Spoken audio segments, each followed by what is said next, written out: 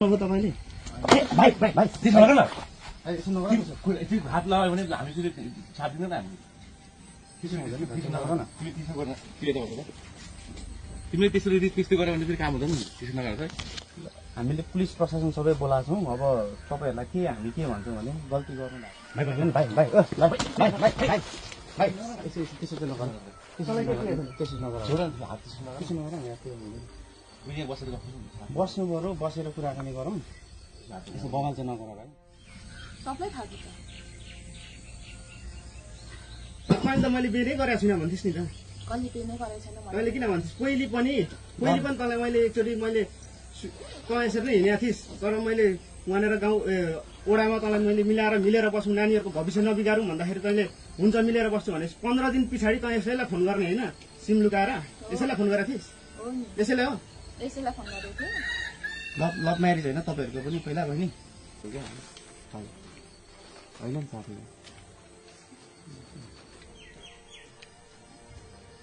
Fit गर्नु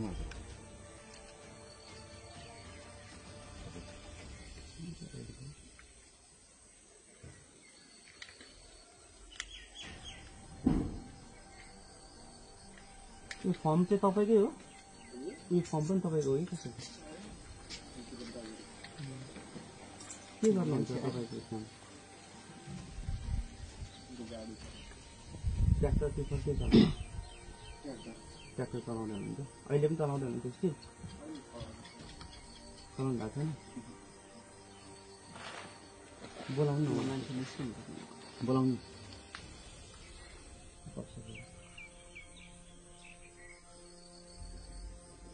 कति भयो तपाईँ यहाँ बस्नु भएको छ यो ठाउँमा? पहिला कहाँ छ तपाईँ? यहीँ जन्मिनु भएको गाउँ यो तपाईँको? बिहे गर्नुभएको कति भयो?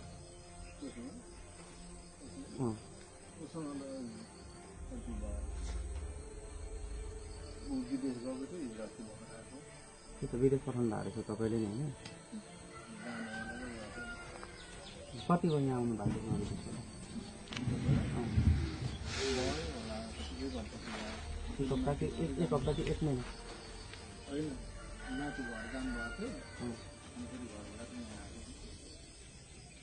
त्यस्तो चाहिँ हो? कहाँ माथि ऊ त माथि घर भनेको चाहिँ तपाईँको उता नि घर छ? मिनुकोमा घर आएको? अनि तपाईँले ससुराली जानु भएन? किन नजानु?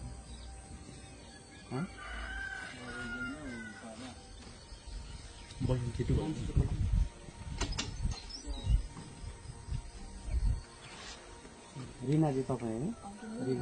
याखा होइन? चिन्नुहुन्छ मलाई? चिन्नुहुन्छ नि? चिन्यो भाइ? को उहाँ त चिन्छ? भाइ भाइ भाइ भाइ भाइ त्यसो चाहिँ नगर त्यसो नगर बस्नु पर्यो बसेर कुराकानी गरौँ। त्यसो बवाल चाहिँ नगर भाइ। बस्नु यहाँ बस्नु बहिनी बस्नु यता आउनु यहाँनिर बस्नु सँगै बस्नु बस्नु त्यहाँनिर हामी सोध्छौँ बस्नु त ल त्यहाँसँगै बस्नु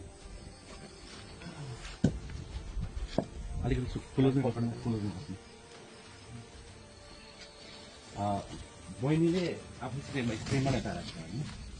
अनि किन छोड्नु हामी 9 बजेको त हामी 2 महिना भयो नबोलेको? अनि बे दर्ता बे गरेको सबै कागज पत्र रहेछ त? अनि कसरी चाहिँ अनि छोड्नु पर्छ? उसले मलाई माइतमा छोडेर जानु? मलाई 1 रुपियाँ खर्च पैसा नदिएको अनि नदिकन के भयो भने हाम्रो झगडा भयो। अब झगडा भयो त्यहाँबाट ऊ के भन्नु भने बोजूले ज्वाइँ बस खाना खाएर जा भन्दा होइन भाउजूले माथि नै पकाएर खान्छ पकाएको छ आउनु खान्छौँ भन्नु। हाम्रो पहिलेबाटै अगाडिबाटै झगडा भइरहेको थियो भन्दा पनि हाम्रो विदेशबाटै हो हाम्रो झगडा भइरहेको थियो भन्छु झगडा भइरहेको थियो। के कुरामा चाहिँ मिलेन तपाईँको? केही कुरा अब त्यो घरैसित झगडा भइहाल्छ नि यो कुरा त्यो कुरा भइरहन्थ्यो। अनि पैसाको बारेमा के अब दिन्थ्यो त्यसमा झगडा भइरहन्थ्यो। त्यही कुरामा झगडा भइरहन्थ्यो।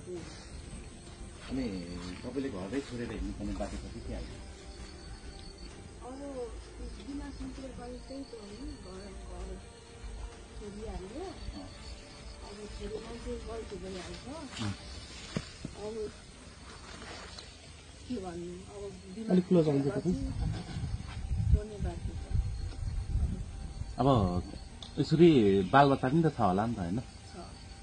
आज यो भाइलाई छोडेर हिँड्नुभयो, भोलि यता भाइलाई छोडेर हिँड्नुहुन्छ होला, अनि यसले के भन्छ? आज उहाँ भाइलाई छोडेर हिँड्नुभयो पहिलो श्रीमानलाई, अब अर्को दोस्रो श्रीमान यहाँ भेटाउनु यहाँ राख्नु भएको छ, भोलि गएर दोस्रो श्रीमानलाई पनि छोडेर जानुहुन्छ होला, त्यसरी तपाईँले के नाम दिनु तपाईँले?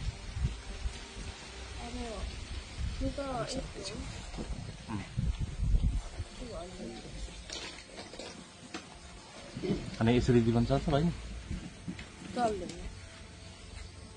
श्रीमानहरूको पनि त एउटा श्रीमतीलाई माया दिनु पर्यो। के दिएन तपाईँलाई ठ्याक्कै तपाईँले भन्नु त? के भन्नु, उसले होइन उसको विदेशको पैसाले मात्र हुन्छ भन्नु त, उसको विदेशको पैसाले मात्र हुन्छ। कहाँ हिँड्दा पनि साथीभाइसँग हिँड्नु पर्ने है। के कुराहरू भन्दा पनि किन जान्छु, के गर्न जान्छु, तेरो के काम छ, त्यस्तो पनि हो। काम नपरि त त्यो त जिम्मेवारीमा मात्र सोध्नु त पाइन्छ नि त, तपाईँले पनि सोध्नुहुन्छ होइन? किन पाइँदैन?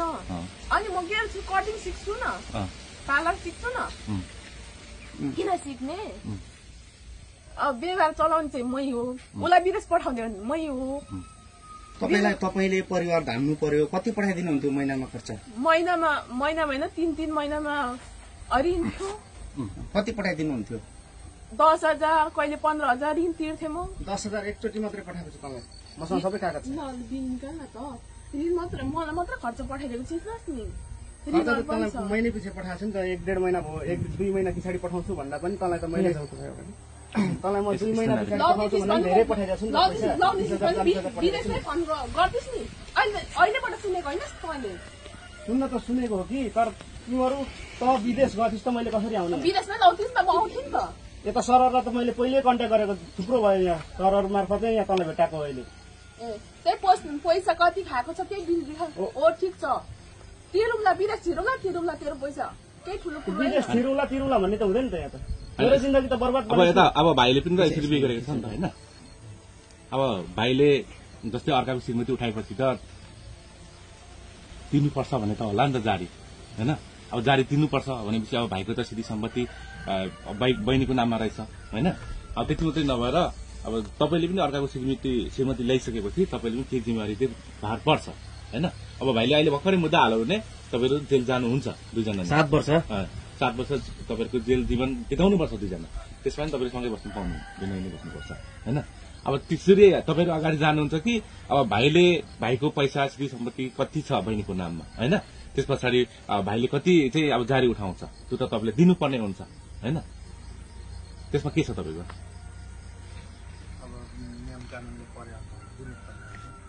कस्तो लागिरहेछ आज यस्तो विवाह गर्नुभयो, विवाह पनि यो खालको गर्नुभयो कि तपाईँले आज मिडिया अगाडि आउनुपर्ने, तपाईँलाई खोज्नुपर्ने होइन? तपाईँको जिन्दगी तपाईँले बनाउनु भयो, हेर्नु त यो उसको जिन्दगी के हो, ऊ सँगसँगै उसको 2 जना नानीहरू छ होइन? सही गर्नुभयो तपाईँले। हात लगायो भने हामी साथ दिँदैन हामी। तिमीले त्यसरी त्यस्तै गऱ्यो भने फेरि काम हुँदैन नि, त्यसो नगरेर। हामीले पुलिस प्रशासन सबै बोलाएको छौँ। अब तपाईँहरूलाई हामी के भन्छौँ भने गल्ती गर्नु भएको छ, गरेकै हो नि गल्ती। रिना पनि गल्ती गरे हो नि। 2टा नानीको भविष्य के भयो भन्नु त? के छ कस्तो छ नानी बुझिएको छ अहिले? के कस्तो अवस्थामा छ बुझिएको छ? तैँले राखेर मात्रै हुन्छ त्यो नानी?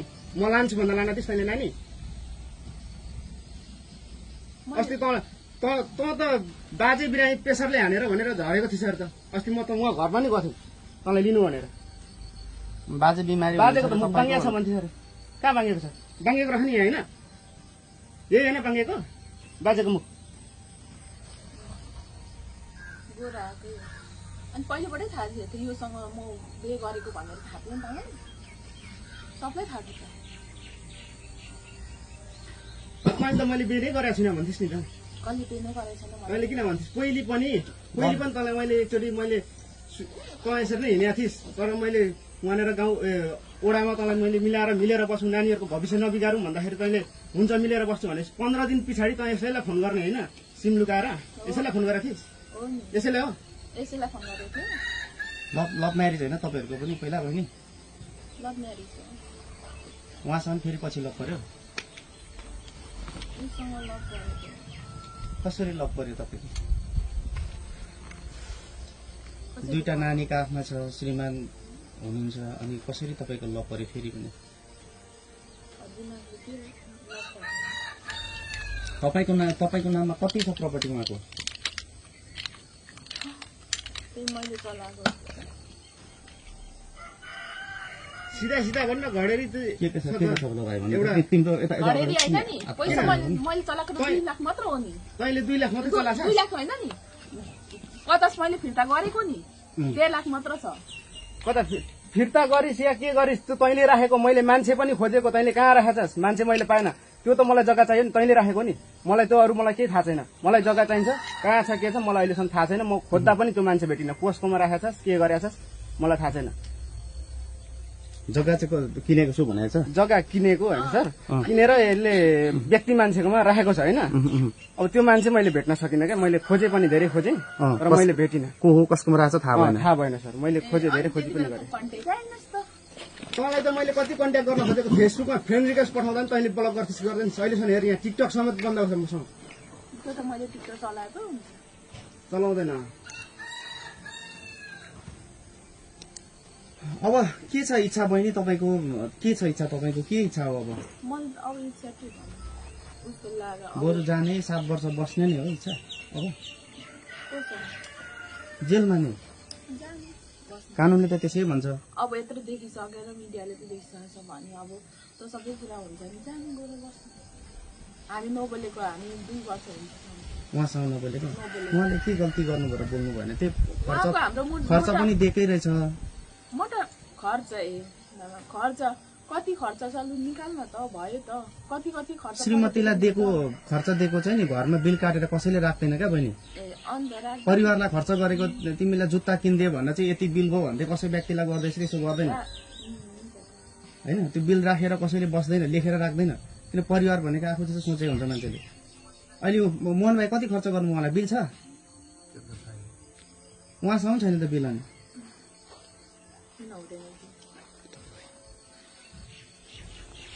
यसो गरौँ न, 3 जना राखौँ होइन।